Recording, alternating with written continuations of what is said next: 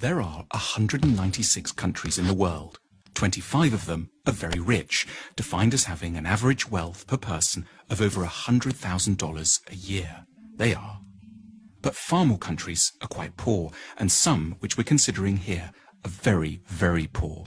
These are the 20 poorest countries in the world, where the per capita wealth is under $1,000 a year, or under $3 a day. Every country is now more or less on a path to growth, but the poor ones are growing very, very slowly. If Zimbabwe continues at its current growth rate, it will qualify as a rich country in 2,722 years. What we want to know in this film is why some countries prosper and others stagnate, so that we can understand what rich countries are doing right and get a better grip on the challenges and hurdles facing poor countries. There are basically three factors that determine whether a country will be rich or poor. The first is institutions. Institutions are beyond important.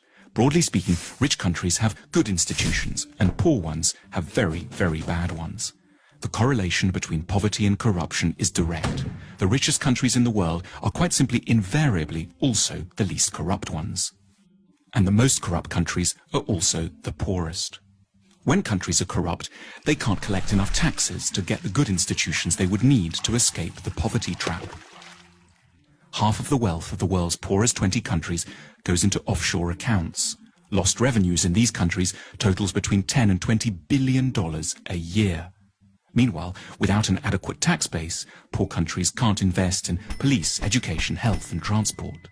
Now, a more generous way to look at corruption is that it's really a case of clan-based thinking. Say you're hiring someone. In the rich countries, you're meant to do so simply on merit, interviewing lots of candidates, then picking the best one, irrespective of any personal connection. But in poor countries, under the sway of clan-based thinking, that approach would itself be seen as corrupt. It's your duty to disregard the so-called best candidate from an anonymous bunch in order to pick someone from your own team, your uncle, your brother, your second cousin, the guys from the same tribe. As a result, poor countries don't allow themselves access to the intelligence and talent of the whole population. There's a second thing that keeps countries poor: culture. What goes on in people's minds, their outlooks and beliefs. A striking statistic pops up here in relation to religion.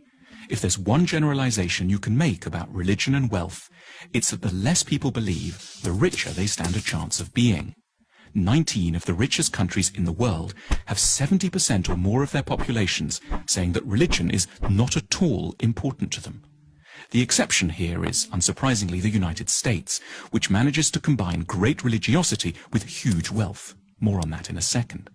And conversely, the poorest nations in the world are also extremely believing ones. Here's how many people think religion and the supernatural is deeply important in the following countries. In the world's poorest country, simply everyone is a believer. Why is belief quite so bad for wealth creation? Because in general, religiosity is connected up with the idea that the here and now can't be improved, so you should focus on the spiritual and look forward to a next world instead. It makes quite a bit of sense when you live here. In the rich world, on the other hand, people are generally great believers in their capacity to alter their destiny through effort and talent. Incidentally, to explain the anomaly of the United States, religion seems not to slow down economic growth here because it's a particular sort of religion, an overwhelmingly Protestant and exceptionally materialistic kind. The American God doesn't want you to think of building the New Jerusalem in the next world. He wants it here and now, in Kansas or Houston.